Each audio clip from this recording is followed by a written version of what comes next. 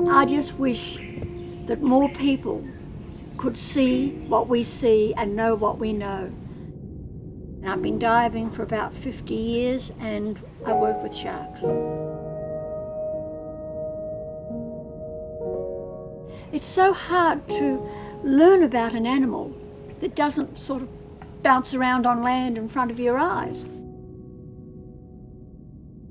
We've been diving with sharks for many, many years, and we have a fair understanding of the character of the different sharks. And it's just a wonderful experience to go diving with the sharks.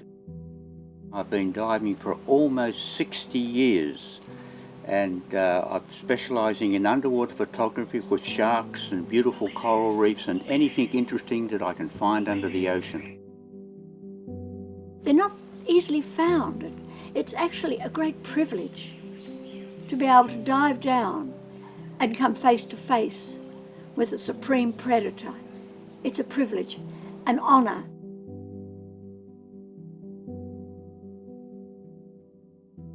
That's what Valerie and I do now with our documentaries. We go and Valerie interacts with the sharks, sometimes feeding them, hand feeding them even, and so that we can illustrate how sharks don't deserve the terrible reputation that they've had in the past.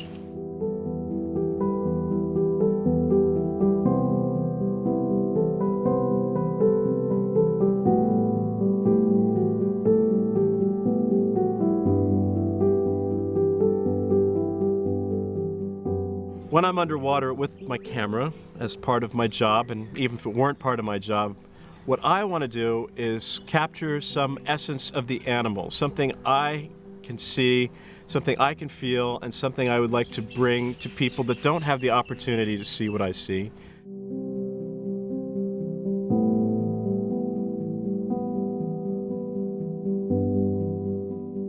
Douglas has been our companion on several white shark expeditions. He is sub-editor for the English Dive magazine, a top underwater photographer, and is a wealth of information about most marine mammals, especially whales.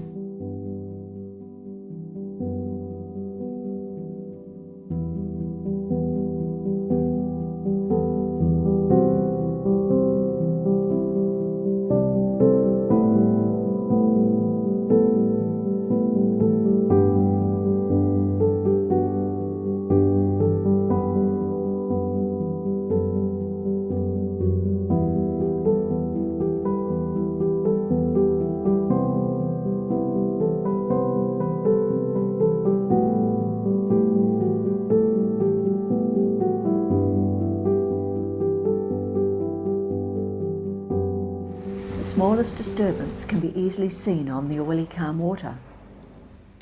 The whales are swimming towards our vessel.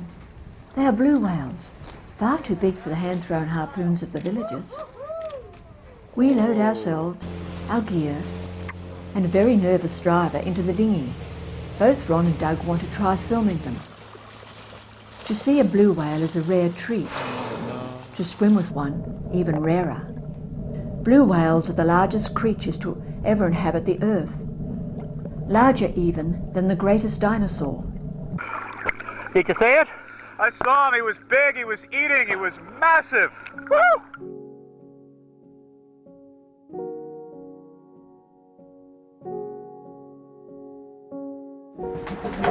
You think we'll be able to work in that water, Doug? Well, it's only rough at the surface. Tuna is a favourite food of sharks.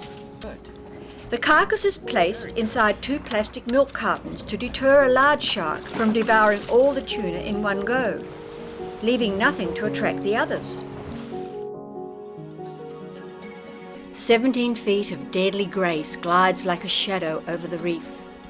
Douglas, 6 feet of yellow awkwardness, must present a strange sight to this magnificent fish. I have no camera, just a fish to shred as an attraction. The predator looks at my offering with apparent disdain as she flows past. I don't blame her. It is like presenting a mouse to a lion.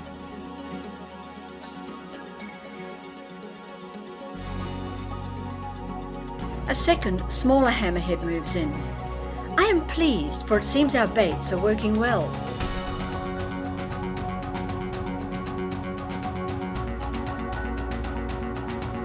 Unlike the giant we met on the bottom, this newcomer stays around, delighting us all with her close passes. Doug is transfixed by her closeness and lack of fear. She seems almost friendly, swimming past his camera again and again. Perfected over 1 million years ago, this magnificent beast is an apex hunter. Although large and well armed, there are very few recorded attacks on man by a great hammerhead.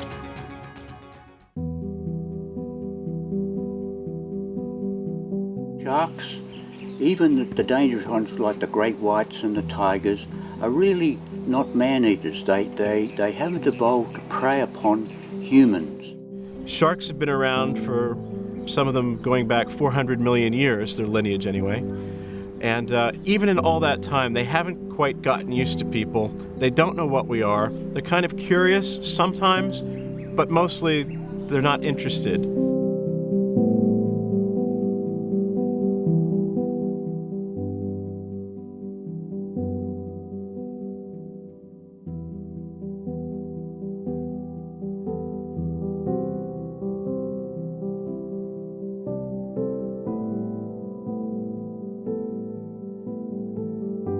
I've been diving a long, long time. I started when the oceans were rich, when they were so full of fish you never thought they'd disappear.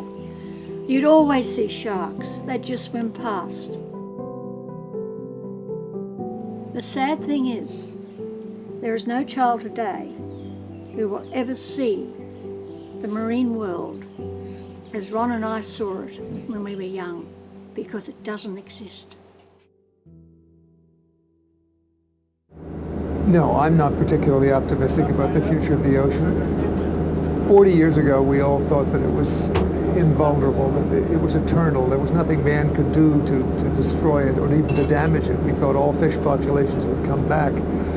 And they may, but it's going to get worse before it gets better. And what began as a career of writing thrillers changed into a career of writing books that became more and more tending toward the conservation ethic. The ocean is critical to the Earth's survival, to everybody's survival, and it's very important to commit ourselves to it. So it's very important to go night diving. Ron likes to go because a lot of the fish that you can't get close to during the day are sleeping, so you can wake them up sort of very rudely with bright lights. And I've got my camera set up so I can photograph very, very small things. Little tiny things that small. Like shrimps and crabs. Whatever comes along. Sounds good. Yep, away we go.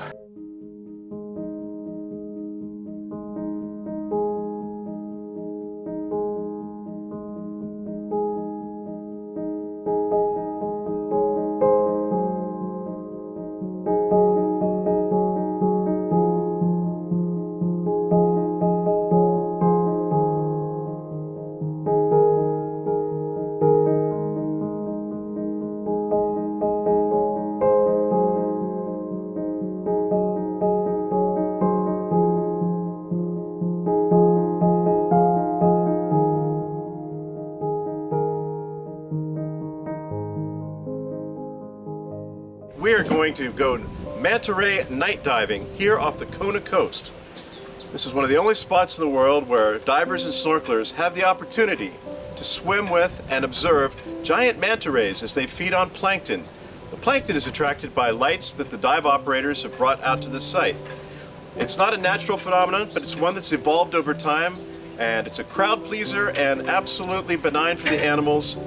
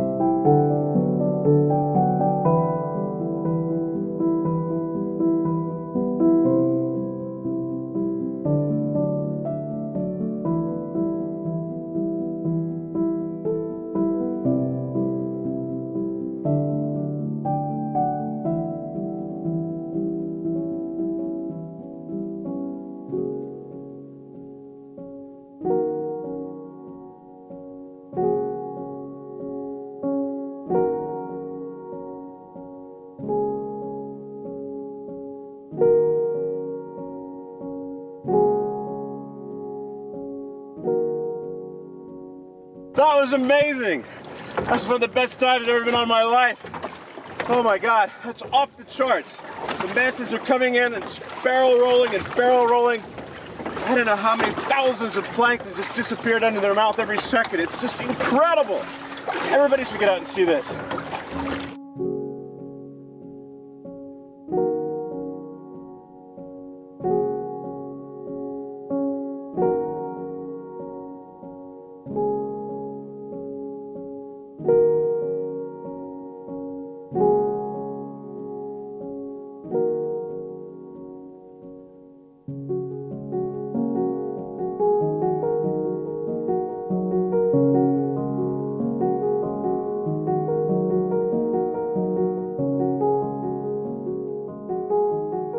Only 2 snorkelers at a time are allowed in the water.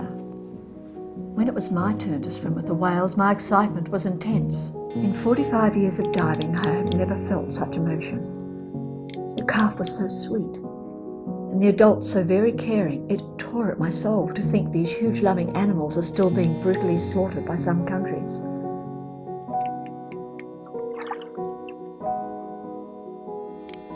The adults, all females, seemed to be touching the newborn, creating a field of security and love. They were probably related, all older siblings, aunts, cousins, and so on. It was obvious that they were acquainting themselves with their new family member. I felt blessed, touched forever by this wonderful gift from nature. These gentle leviathans live where I cannot follow, speak in a tongue I can never understand, and have a knowledge of things I can never know. We're both born of the same planet, but our paths have led into different worlds. We sing different songs, but in love of family we are forever the same. I have seen them only in passing, but that brief glimpse of love and understanding stays with me always.